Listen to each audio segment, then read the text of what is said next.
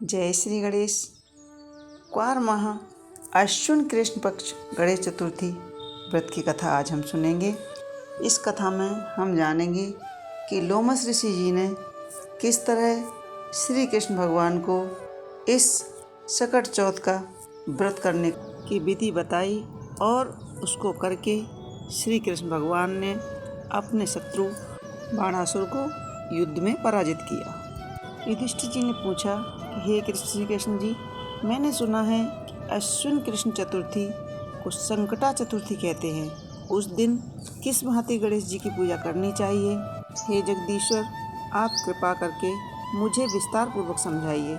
श्री कृष्ण ने उत्तर में कहा, प्राचीन काल में यही प्रश्न पार्वती जी ने श्री गणेश जी से किया था।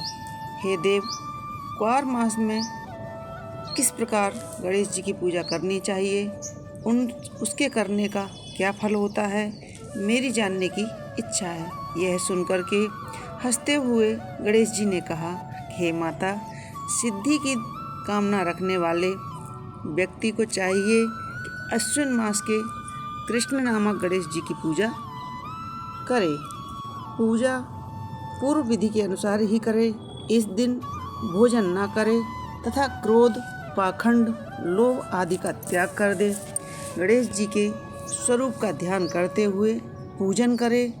अश्विन कृष्ण चतुर्थी का व्रत संकट नाशक है। इस दिन हल्दी और दूब का हवन करने से सप्तद्वीप वाली पृथ्वी का राज प्राप्त होता है। एक समय की बात है, बाणासुर की कन्या उषा ने सुषुप्तावस्था में अनिरुद्ध का स्वप्न देखा।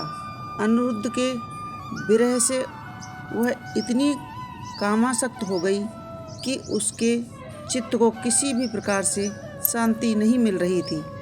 उसने अपनी सहेली चित्रलेखा से त्रिभुवन के संपूर्ण प्राणियों के चित्र बनवाए। जब चित्र में अनिरुद्ध का चित्र देखा तो कहा, मैंने इसी व्यक्ति को स्वप्न में देखा था। इसी के साथ मेरा पाणी ग्रहण भी हुआ था। हे सखी, यह व्यक्ति जहाँ कहीं भी हो, मिल सके ढूंढ लाओ, अन्यथा इसके वियोग में मैं अपने प्राण छोड़ दूंगी। अपनी सखी की बात सुनकर चित्रलेखा अनेक स्थानों में खोज करती हुई द्वारकापुरी पहुंची। वहां अनिरुद्ध को पहचानकर उसने उसका अपहरण कर लिया, क्योंकि वह राक्षसी माया जानती थी। रात्रि में पलंग सहित अनिरुद्ध को उठाकर वह गोधूली बेला में बाणासुर की नगरी में प्रवेश हुई। इधर प्रद्युम्न को पुत्र शोक के कारण असाध्य रोग से ग्रस्त हो गए। उन्होंने अपने पुत्र प्रद्युम्न की पुत्र शोक में व्याकुल और पोते अनिरुद्ध के अपहरण की घटना से श्री कृष्ण भगवान भी विकल हो उठे। रुक्मिणी भी पौत्र के दुख से दुखी होकर बिलखने लगी। पतिव्रता रुक्मिणी खिन्न मन से श्री कृष्ण भगवान से कहने लगी कि हे नाथ, हमारे प्रिय पौत्र का किसी ने अपहरण कर लिया है, अथवा वह अपनी इच्छा से कहीं चला गया है। उसके न मिलने की दशा में मैं अपने सामने शोकाकुल हो अपने प्राण छोड़ दूंगी। रुक्मिणी की ऐसी बात सुनकर श्री कृष्ण भगवान यादवों की सभा में उपस्थित हुए। वहां उन्होंने परम तेजस्वी लोमस ऋषि के दर्शन किए। उन्होंने प्रणाम कर श्री कृष्ण ने सारी घटना उन्हें कह सुनाई। श्री कृष्ण ने लोमस ऋषि से कहा कि मुनिवर, हमारे पौत्र को कौन ले गया है? वह कहीं स्वयं तो नहीं चला गया? हमारे बुद्धिमान पुत्र का किसने अपहरण कर लिया? यह बात मैं नहीं जानता हूँ। उसकी माता पुत्र वियोग के कारण बहुत दुखी है। श्री कृष्ण की बात सुनकर लोमस ऋषि जी ने कहा कि हे कृष्ण, बाणासुर की कन्या उषा की सहेली चित्रलेखा ने आपके पुत्र का अपहरण किया है और उसे बाणासुर के महल में छिपा कर रखा गया है। लोमस ऋषि जी ने कहा, यह बात मुझे नारद जी ने बताई है। आप अश्विन मास की संकट कृष्ण चतुर्थी का अनुष्ठान कीजिए।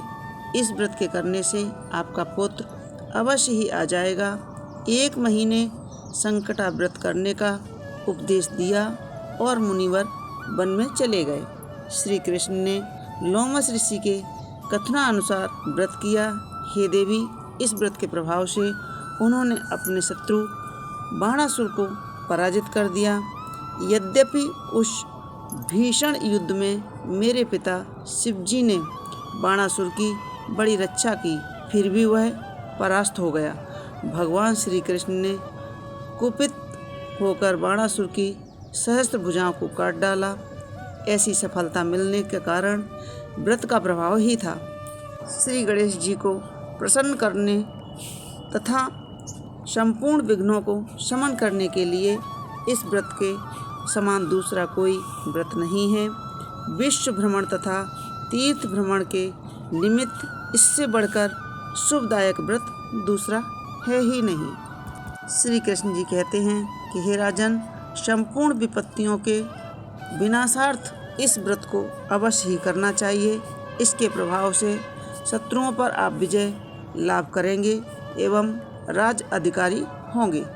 इस व्रत के महात्म का वर्णन बड़े बड़े विद्वान भी नहीं कर सकते। हे कुंती पुत्र, मैंने इसका स्वयं अनुभव किया है।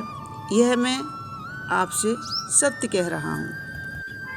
तो ऐसी है गणेश चतुर्थी व्रत की महिमा। आज हमने जानी कि गणेश जी ने श्री कृष्ण भगवान पर भी कृपा करके उन्हें विजय प्राप्त कराई। अगर हम किसी कारणवश चतुर्थी व्रत नहीं कर पाते हैं तो हमें कथा पूरी अवश्य सुन लेना चाहिए।